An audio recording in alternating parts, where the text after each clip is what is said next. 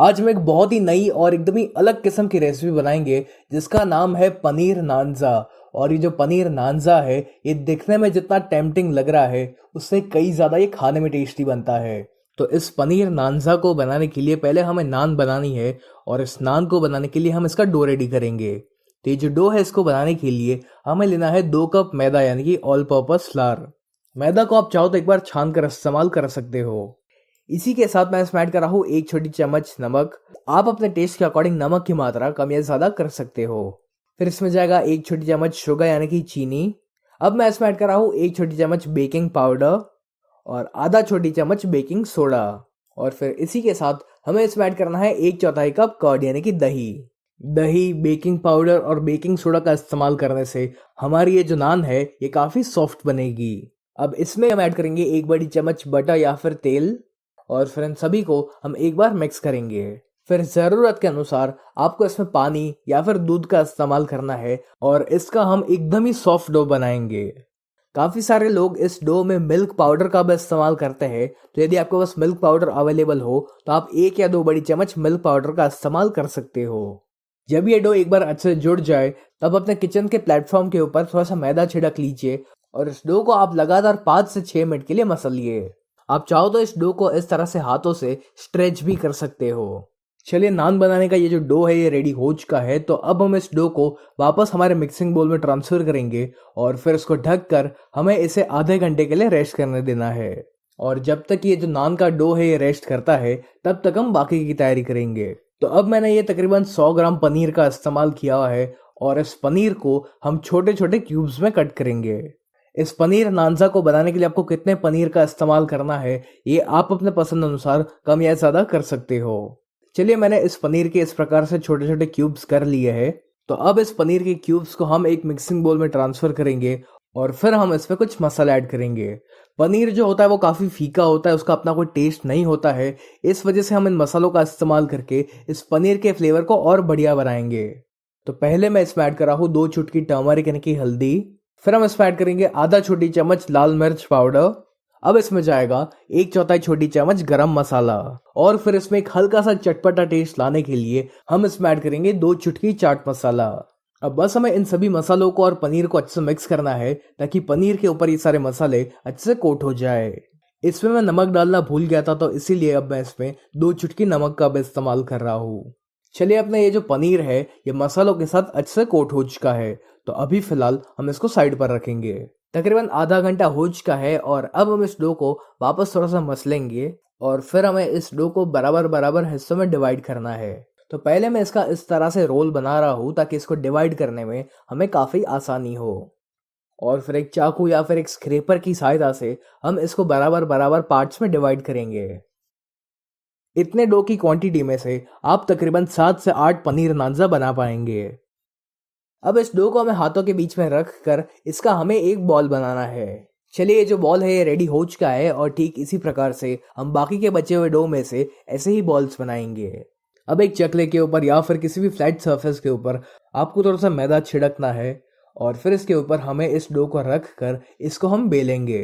लेकिन इसको बेलने से पहले आप इसको हल्का सा प्रेस करके इसको थोड़ा सा फ्लैट कर लीजिए। और फिर हम इस पर ऐड करेंगे थोड़ा सा कलौंजी यानी कि अनियन सीड्स। कलौंजी और काले तिल में काफ़ी फ़र्क होता है, ये बस दिखने में सेम होता है। तो हो सके तो आप भी यहाँ पर कलौंजी का ही इस्तेमाल करें। अब इसी के साथ मैं इसके ऊपर ऐड कर रहा हूँ थोड़ा सा कोरिएंडर यानी कि धनिया। और फिर हम इसको हाथों से एक बार अच्छे से प्रेस कर लेते हैं ताकि ये जो धनिया और कलौंजी है ये इस डो में अच्छे से चिपक जाए।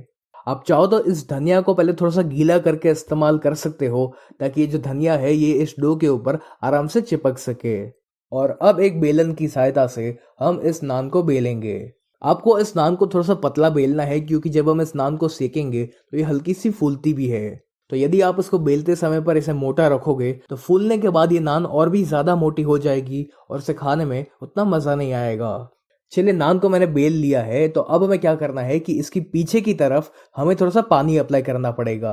पानी हम इसलिए अप्लाई कर रहे हैं ताकि ये जो नान है ये तवे के ऊपर अच्छे से चिपक पाए। तो अब बहुत ज़्यादा भी पानी का इस्तेमाल मत करना, वरना फिर आपको इस नान को हैंडल करने में काफ़ी दिक्कत आ सकती है। और अब पानी लगाने के बाद हमें इस नान को तवे के ऊपर रखना है। मैंने ये लोहे के तवे का इस्तेमाल किया हुआ है। आप इस नान को नॉन स्टिक तवे के ऊपर मत बनाना, क्योंकि ये जो नान है ये नॉन स्टिक तवे के ऊपर अच्छे से चिपक नहीं पाएगी और जैसे ही आप इस नान को पलटोगे तो जो नान है वो नीचे गिर सकती है। इस नान को आपको हाई फ्लेम पर ही सेकना है और शुरुआत में हम इसको सिर्फ 15 सेकंड के लिए सेकेंगे और जब 15 सेकंड हो जाए तब आपको इस तवे को पलटना है। ध्यान रहे कि आपको गैस की फ्लेम को हाई पर ही रखना है, तभी ही इस फायर की गर्मी की वजह से आपकी जो नान है वो फटाफट से सिक पाएगी। इस तरह से इस नान को सेकने से आपको इसका टेस्ट ऑलमोस्ट तंदूरी नान जैसा लगेगा।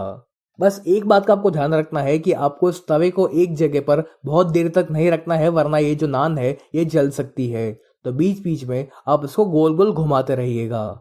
मुश्किल से 1 मिनट के अंदर ये जो नान है ये अच्छे से सिक जाती है और जैसे कि आप देख पा रहे हो कि हमारी जो नान है इसके ऊपर काफी बढ़िया से ब्राउन स्पॉट्स आ चुके हैं, यानी कि अपनी ये जो नान है ये ऊपर से अच्छे से सिक चुकी है।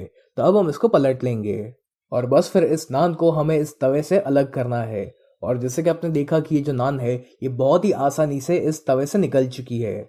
अगर आपकी ये जो नान की नीचे की साइड है वो अच्छे से सिकी हुई नहीं रहेगी, जब आप इसको निकालने जाओगे तो वो फटाफट से निकलेगी नहीं। तो इसलिए इस बात का ध्यान रखें कि आपको नीचे की साइड को भी अच्छे से सेकना है। इस नान की मैं आपको पीछे की साइड पे दिखाता हूँ ताकि आप देख सको कि ये कैसी दिख रही है। बिल्कुल दिखने में ये वैसी ही लग रही है जैसे कि आपको ढाबे के ऊपर तंदूर में बनी हुई नान मिलती है। तो चलिए, अपनी ये जो नान है ये रेडी हो चुकी है और ठीक इसी प्रकार से मैंने और भी नान बनाकर रेडी की हुई थी। तो अब इस नान के ऊपर हम पिज़्ज़ा सॉस अप्लाई करेंगे। तो मैंने एक घर का बनाया हुआ पिज़्ज़ा सॉस यूज़ किया हुआ है और अगर आपको भी जानना है कि घर पर पिज़्ज़ा सॉस कैसे बनाया जाता है तो आप मुझे कमेंट करके ज़रूर बताएं, मैं उसकी भी रेसिपी आपके साथ ज़रूर शेयर करूँगा। इस पिज़्ज़ा सॉस को हमें इस नान के ऊपर हर तरफ इवनली स्प्रेड करना है और जब पिज़्ज़ा सॉस एक बार स्प्रेड हो जाए तब हम इस नान के ऊपर ऐड करेंगे चीज़। तो आज मैं इसके ऊपर 2 प्रकार की चीज़ का इस्तेमाल कर रहा हूँ। एक तो है मोज़रेला चीज़ और दूसरा है प्रोसेस्ड चीज़। आपके घर में जो भी चीज़ अवेलेबल हो आप उसका इस्तेमाल कर सकते हो और चीज़ की मात्रा भी कितनी रखनी है ये भी आप अपने पसंद अनुसार कम या ज़्यादा कर सकते हो।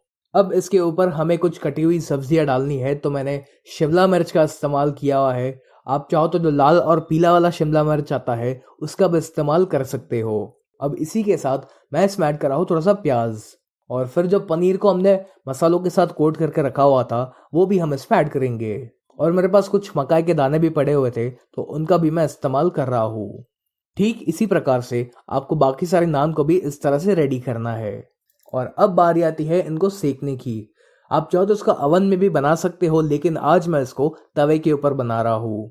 तो एक पैन में या फिर एक तवे के ऊपर आपको डालना है थोड़ा सा बटर।